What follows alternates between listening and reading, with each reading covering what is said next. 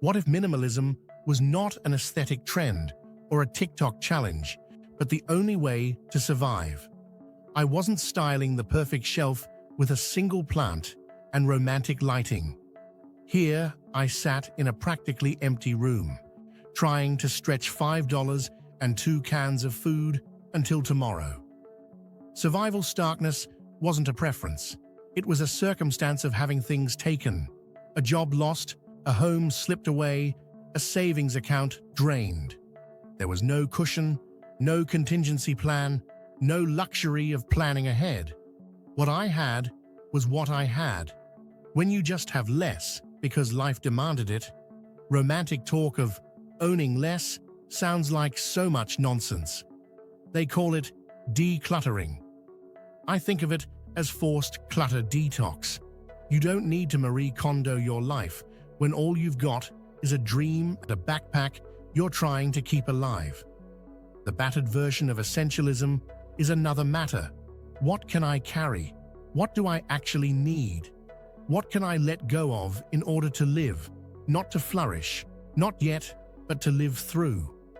I was living a life of austerity long before it was a thing that got you clicks in a YouTube algorithm.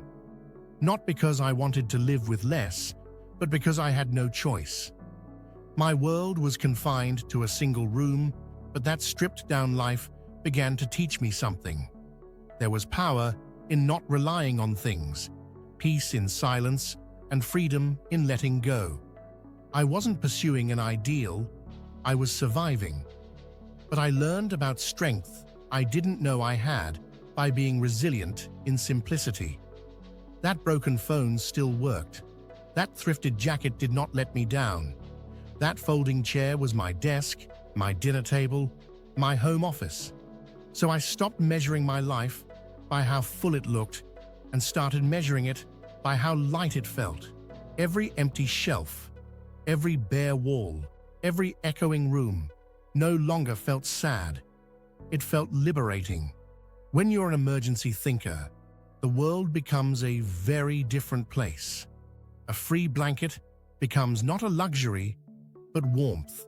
A half-used notebook becomes not a potential waste that you drag around for months in pursuance of a ridiculous idea that you'll actually fill it in. But possibility, an unopened can, becomes not an unopened can, but something to sustain you for another day. I didn't need all of it. I needed less, and I needed it to stand for something. That's resource-poor living. Not glamorous, not trending, but true, direct, unfiltered. And something I didn't expect was happening. Slowly. Clarity, focus, stillness, with every pared-down corner. I wasn't distracted anymore. I wasn't overwhelmed. I was not busting my gums to be the next thing to prove my worth. Adaptive minimalism wasn't opportunistic rebranding. It was survival that blossomed into wisdom. It taught me that you can lose everything and still discover who you are. I was no longer focused on what I didn't have. I turned to look at what I had survived. And that resilience was more valuable than anything I ever possessed. Minimalism didn't solve everything, but it created the space for me to start, to breathe, to heal, to think clearly for the first time in a long time. When friends came to visit, they would say, "How can you live here?" I chuckled in knowing I wasn't hiding behind shit. There was nothing to hide. In one glance was my whole life, and it was enough. Now when I go out, I take just my keys, my phone, and a little bag.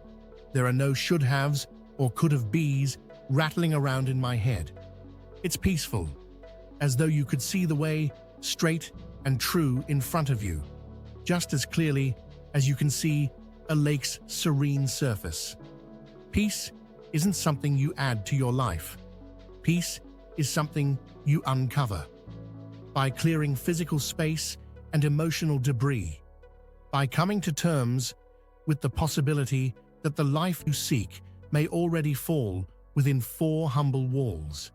If you've ever been backed into a corner, If you've lost it all but made something of yourself anyway, this one's for you. You don't need all things in order to begin again.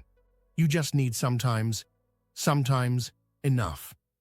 Enough to stay warm, enough to stay on your feet, enough to remember that you do still have choices. Survival minimalism wasn't a phase, it was a lifeline. It didn't make my life prettier, but it made it possible. So no, I didn't try minimalism. Minimalism test drove me, and somehow I passed the test. If this resonates with you, press like, subscribe to Raw Begin for other unfiltered and grounded tales, and forward to someone else who needs to see that minimalism is more than less, it's the gateway to survival. So may we also go on finding freedom in what's left.